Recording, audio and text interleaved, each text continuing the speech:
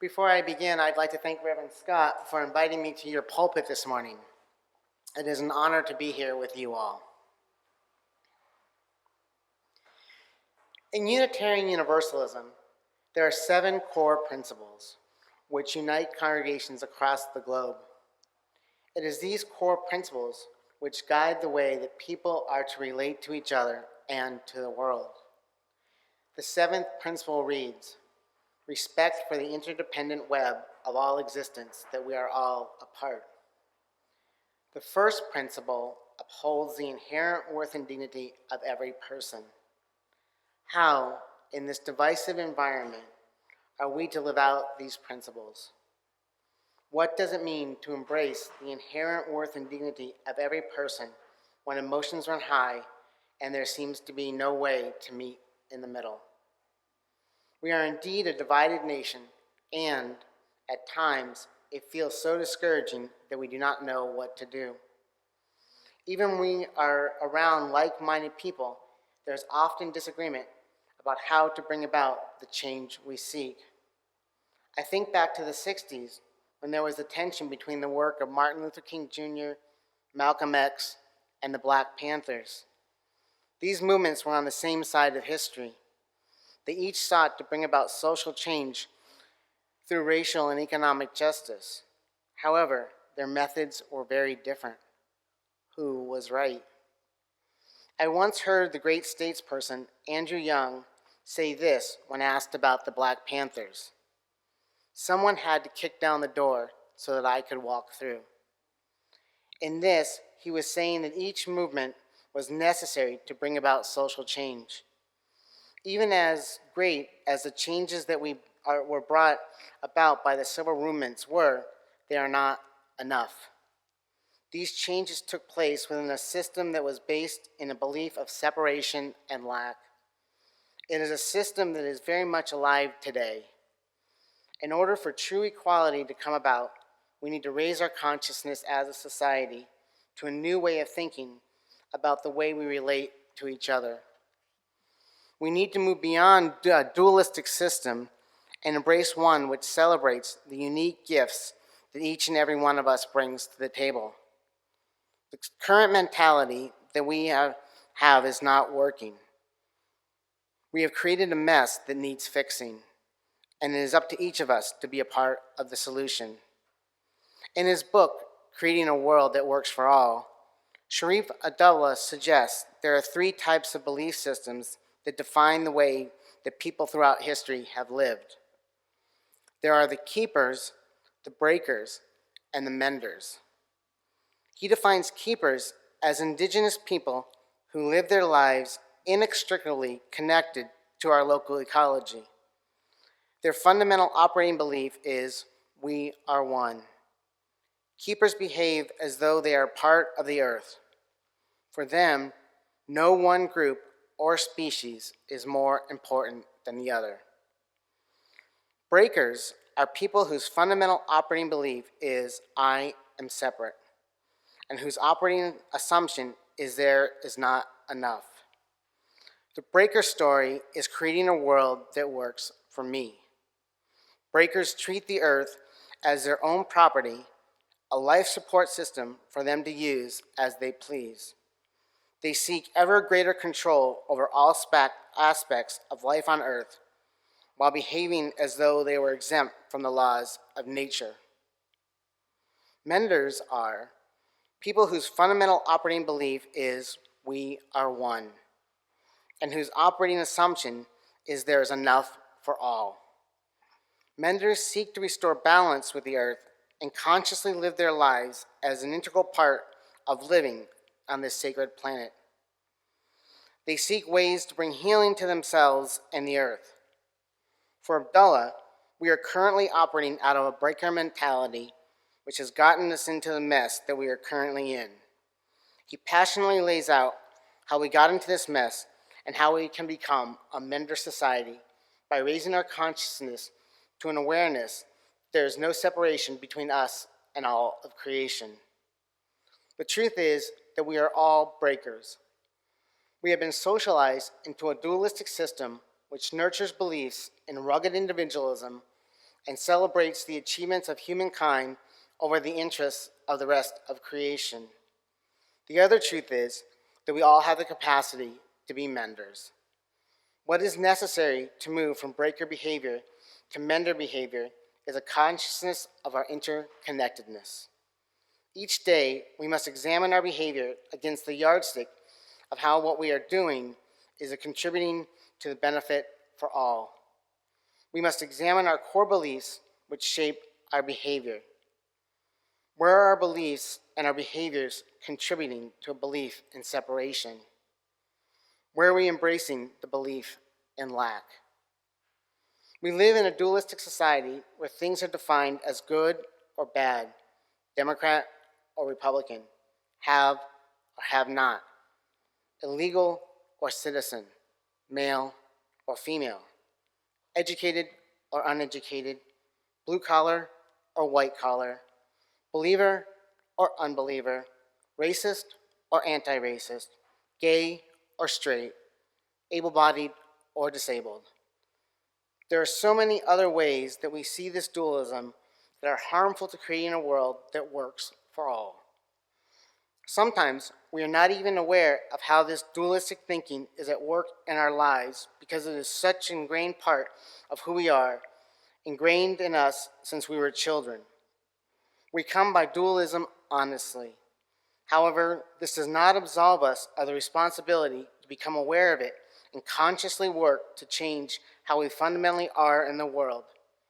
We must become menders if we are to change the way in which we see the world. The multitude of problems that we face in the world stem from one source, the belief in separation. If we are to move beyond dualism, we must realize and be transformed by the understanding that we are all one.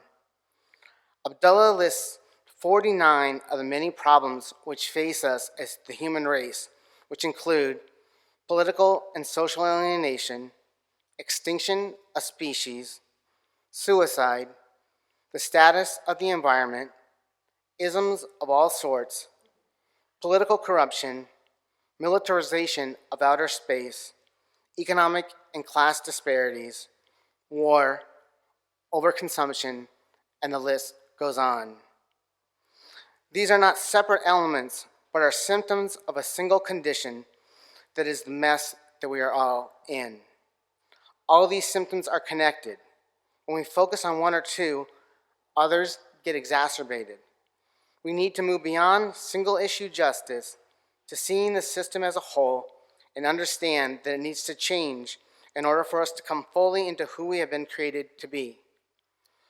We need to move beyond Democrat or Republican, Trump supporter or Biden supporter, racist or anti-racist, and whatever else divides us, so we can see our common humanity, for when we do, walls break down. We need to work hard to understand where others are coming from moving beyond the black and white into the gray area that sees the perspective of the other. When we say that all voices are welcome at the table, we must truly mean that all voices are welcome, regardless of if we disagree with them or not. There are many sides of the issues we face. People have different life experiences, thus come at things differently. We need to listen to all voices if we are to truly move beyond separation to oneness. We need to move beyond the categories and labels that we have created in order to see through this illusion of separation. The other illusion is the illusion that there is lack in this world. There's ample supply for the needs we have. We do not have a supply problem, we have a distribution problem. We have not tapped into the imagination which sees a system which works for all beings. What would it mean to move beyond an economic system which rewards and exploits others for their own benefit? What would it mean to live in a world that sees each being as valuable and worthy just because of who they are, as expressions of the force of energy that is the source of all life? What would it look like to live in a world which works for all? In 1957, Dr. A.T. Arizante, a high school teacher, took groups of high school students to poor villages in Sri Lanka to donate their labor. This was the beginning of the Sarandawa Shamanda movement. Today, it is a large self-help development movement based on the Buddhist and Gandhian principles. They have orphanages for battered children, work on rural water and solar energy projects, provide legal services, promote women's projects and economic development, have Agrame-style micro-lending banks, and so much more. In 1997, Abdullah went to Sri Lanka and experienced some of what a world that works for all would look like. There, people from all around the world came to donate their time and resources to work at Sarvandaya. The goal is comprehensive, nonviolent social transformation. Part of the movement and Sarvandaya is the Sarvandaya Canteen. Here, meals are served twice a day, and they have British tea time twice a day. Lunch is the biggest meal of the day. The noontime meal is unusual in the following ways. Foreigners are set at a table with tablecloths, served with fine china, and family-style platters filled with more than enough food to satisfy those who are eating.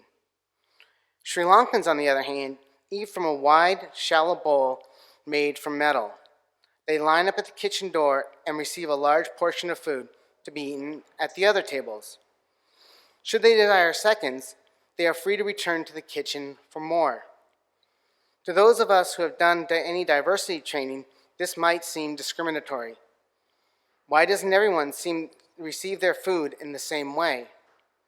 In order to understand, we must understand the Sri Lankan culture. It is in Sri Lankan culture to offer abundant food and hospitality to guests. What is important is that this system works for Sri Lankans. For all who eat in this canteen, there is enough. No one walks away hungry, and the culture is honored. This works for all because it follows 3 hallmark principles in creating a world that works for all, according to Abdullah. The first principle is enoughness. Everyone has enough, even though the resources are not shared equally. The second principle is exchangeability. Trading places would be okay. In other words, would you be willing to trade places with another person? For example, in our culture, would you be willing to change places with a person working a minimum wage job and struggling to make ends meet? Would you be willing to change places with someone living in a low-income neighborhood with rundown housing? If the answer is no, then the principles of enoughness and exchangeability are not working. The third principle is common benefit. The system is designed and intended to benefit all. If these 3 criteria are met, then we have a world that works for all. In these 3 principles, Abdullah is giving us something to work for rather than against. There is so much energy spent on working against that we stifle our creative imagination to work for and toward this world that works for all. What would it mean to work for rather than against? When justice is on our side, there is no stopping the train. However, we must remain centered and focused on what we passionately believe in. To act from a place where we are against something gives energy to a fight that is not helpful. It only furthers the divide because we are not offering another solution, another way to address core issues. In order to be a people who act for, we must be rooted in our spiritual practices of caring for our mind, body, and spirit each and every day. Caring for ourselves is not a selfish act. Rather, it is a gift that we give to the world. Think of it this way. Using an analogy of taking a plane trip. When the flight attendant goes through the safety protocol at the beginning of the flight, he, she, they tell those on a plane about the oxygen mask. Each time, they remind us to put our own oxygen mask on first before helping others. We cannot be of use if we ourselves are passed out. So it is with our lives. When we are tired, our spirits are depleted, our tanks are empty. we cannot be effective in our efforts to make a difference. We cannot be a part of the butterfly effect that changes the world. In order to be intentional, we must open our hearts wide open to all beings, seeing them as people just like us. Each person in this world is living the best life that they know how to live. Maya Angelou said, "Do the best you can until you know better. Then, when you know better, do better." Sometimes people just do not know better. We must assume that everyone we meet is doing the best they can with what they have. And we must assume the same of ourselves. We do not always know the right course of action to take, but we can treat others, even those who are not like ourselves, with love, respect, and compassion. The truth is, we are one, united by a common creative energy. There is no separation. It is only our limited human perspective that we see us versus them. We need to move beyond this sort of belief system. Each of us fits into a category that in one way or another is marginalized. It is not that people who seem to believe so differently from us do not care about the things we care about.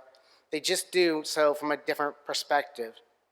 We are so busy trying to get our points across that we often do not hear the heart of another. We do not hear their needs. We live in a broken society that makes it nearly impossible to live out true justice. What we need to do, Abdullah argues, is to imagine a society that breaks free from the status quo. He says that we need to move beyond labels in order to see each person as worthy of our love. I believe that we are all created in the image and likeness of the divine spirit. Therefore, each of us contains the very energy, the very DNA of divine energy. Put another way, each of us has a spark of the divine within. We each have the capacity to open our hearts to see the face of those around us. When we do not know what to do, we need to ask ourselves, how can we see the divine spark in the face of the other? To the extent that we are able to do this, then we are acting from a place of true compassion and love. For to see the divine spark in the other is to truly open ourselves up in authentic connection. It is to be vulnerable in ways that transform us from the inside out. To create a world that works for all, we must examine our own biases and the ways that we categorize people. We must look into the eye of others and see them as precious siblings who have wants, needs, and desires. We must take the time to ask questions, be curious, look at the world with wonder, and imagine together what a world that works for them might look like. There's a lot of pain in our country, in this country of ours. We must not be afraid to look at this pain. We need to embrace it rather than resist it. For it is only in embracing the pain of others that we can see the pain in ourselves. We need to heal this pain in order to be made whole.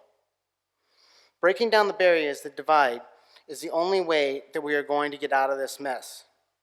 We need to take our power back and define for ourselves what we are going to embrace and work for rather than what we're going to fight against.